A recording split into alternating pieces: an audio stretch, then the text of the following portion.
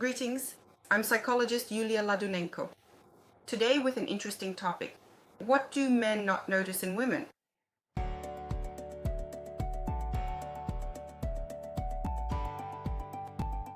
If you haven't subscribed to my channel yet, please subscribe, like this video, don't forget to do that. It really helps promote my channel on YouTube, and also write the comment of at least 7 words. This will also be your small thank you for my work. So what do men not notice in women? Let's figure this out today. Of course, this video won't just be about all men in general. Of course, there are men who notice all these things. But for the most part, men who don't develop themselves, who aren't interested in psychology, don't notice these things. And the first thing they really respond to is a woman's physical beauty, her role and potential to become a mother for a child, perhaps even the role of a mother for themselves sometimes, right? They respond to her maternal functions. But most men from the very beginning are oriented towards sexual women and are drawn to the body itself, not noticing the woman's personality, depth, emotionality, the need for intimacy, for more open relationships, for tenderness. Men simply get sexually aroused. I can't say that this is abnormal at the beginning of a relationship, but if it remains the man's only interest in a woman throughout their life together, then all of this leads to the woman being dissatisfied in such relationships. Since men don't notice the personality in a woman, don't respect her as an individual, they may also be incapable of building equal relationships with a woman. Well, these are, archaic consequences of the past. It's stereotypical thinking where a woman is assigned, a kind of role in the corner of the house, right? A cleaner, a feeder. Such men often don't see a partner in a woman. They don't consider it necessary to discuss important decisions in a relationship. That is, a sexist attitude. I'm not saying here that women don't have sexist attitudes towards men, because just today I was listening to a well-known psychologist in Ukraine who during her speech several times called men very indecent names, addressing women and calling them beasts and that thing lying on the pillow on the couch. So there's also a very dismissive attitude among women, but today we're discussing what men specifically overlook in women. Many women in our society are professionals and experts in their chosen fields, in work they love and have studied. But men often don't notice this expertise and don't listen to a woman's opinion in her area of specialization. They believe for some reason, as they did many centuries ago, that a woman's intellectual abilities are a little and sometimes more than a little inferior to a man's.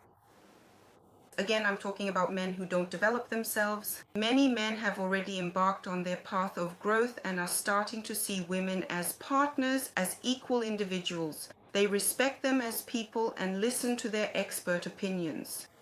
But for the most part, people who don't open a psychology book, don't listen to psychologists, and aren't interested in relationship topics or relationship psychology will, of course, have an archaic and very stereotypical attitude towards women. And as I've already mentioned, many women have become autonomous and independent in recent times. They know how to earn money for their lives. Many women have achieved great success in their work, and men try not to notice their autonomy and independence, including a woman's ability to protect herself. But not just financially, but sometimes even in extreme situations where all their intellectual abilities need to be engaged. Women often know how to think logically, engage in analysis, protect themselves, and maintain their boundaries, no worse than men. Men somehow don't notice this because, the female image in their minds merges with the maternal image. In such a maternal image, they don't see the ability to assert their boundaries because who is a mother? It's boundless love. Men very often, especially those not separated from their mothers, project the maternal role onto a woman. And another very important thing that men don't notice in women is their need for closeness, for warmth, for love. It's very important for women to express feelings with words. Men think that they show their love through actions, and women should somehow guess this love. Men avoid talking about their feelings, and for women this is very, very important. And that's why conflicts arise. Women who don't receive enough positive, warm emotions from men can get angry, feel offended, and even provoke conflicts themselves, in which they receive, well, if not positive, then negative feelings. What else do men fail to notice in women? The desire to be fulfilled. I often hear from my clients how men sabotage a woman's development. When there's a risk that a housewife will grow into a professional who can earn a living for herself, and not just for herself, but also for her child, it becomes very frightening. What if she leaves? What if the little bird becomes free? So men, especially those with a narcissistic personality type, block women. They support dependent relationships, and they like it when a woman is financially dependent on them, because such a woman can be manipulated and controlled. Therefore, many men often don't truly notice this fundamental need for self-respect, for genuine respect from others, and consequently, they frequently build non-partnership, unequal, and distinctly vertical relationships where they consistently have the opportunity to be on top and look down upon their wife or their chosen partner rather than engaging as equals. As helpless, as dependent, this is somewhat beneficial for men. But every woman, just like every man, has a normal, healthy need for self-realization. Every woman wants to respect herself as a professional. And every woman wants to have some kind of activity that would captivate her and be, well, an outlet for her. Because a woman's life is not limited only to motherhood, pots, and borscht. Unfortunately, many men assign women certain roles: mother of my child, mother to me, housewife, and mistress. They don't wish to see anything more. Again, I say not all men, so don't write to me that it's not true. But still, most people who are completely unrelated to developmental psychology act exactly like that, and look at the role of a woman exactly like that.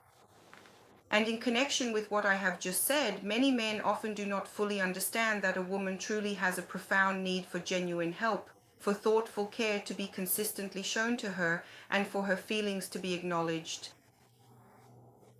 Men also have such a need, but we are now talking about the other side. Therefore, help with household chores is very important. Care about health, about well-being, about emotions, all of this is very important for women. Unfortunately, men often don't notice or understand this. It's so important when you pick up the vacuum cleaner to clean the house and your husband takes it from your hands and says, go rest because today you cooked soup for us. Or when you start making borscht and he rushes to peel the potatoes for you. And all of this is simply wonderful. It's perceived as care, as involvement in household matters. This is important for women. Therefore, men who don't notice all these things are doomed to conflicts, to their wife's dissatisfaction, her anger, rage, and resentment.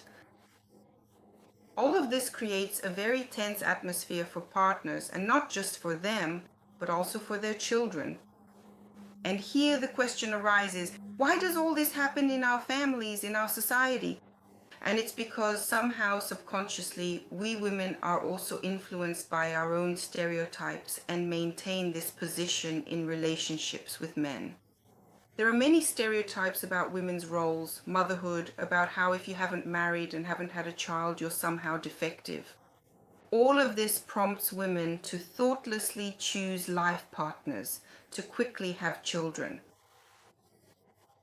We simply need to raise our own awareness so as not to destroy our lives as well as the lives of our future or already born children. And as usual, at the end of the video, I ask all of you to subscribe to my YouTube channel, like this video, click the bell to be the first to know about my new releases, and write a comment of more than 7 words. Thank you very much for your attention and your activity.